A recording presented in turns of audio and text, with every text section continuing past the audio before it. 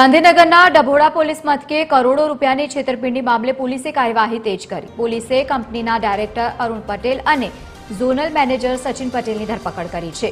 Shoot space digital private limited કંપનીના નામે terabyte સ્પેસમાં રોકાણ કરાવીને આરોપીઓએ રોકાણકારો સાથે પોન્જી સ્કીમ જેવું મોટું કૌભાંડ આચર્યું છે।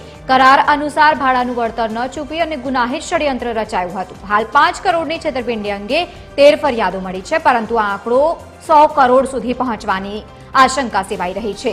જ્યારે અન્ય એક આરોપી ઉત્પલ પટેલ વિદેશ ફરાર થઈ ગયો હોવાની શંકાથી પોલીસે વધુ તપાસ તીવ્ર કરી।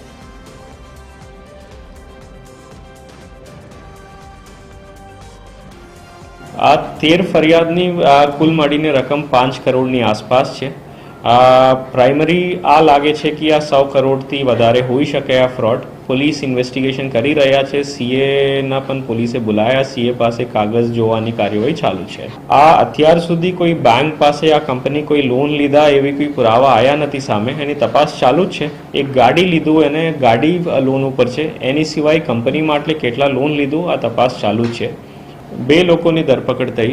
એક અરુણ પટેલ જો અરાવલી જિલ્લાના કોંગ્રેસ પ્રમુખ છે, એની ધરપકડ થઈ હતી। આ એક ક્લાઉડ ઇઝી કંપનીના ડાયરેક્ટર હતા ઉત્પલ પટેલ સાથે અને એક સચિન પટેલ કરીને ઉત્પલ પટેલના ઝોનલ મેનેજર હતા, જો કંપનીમાં બેસીને આ સ્કીમો પબ્લિકને વેચતા હતા।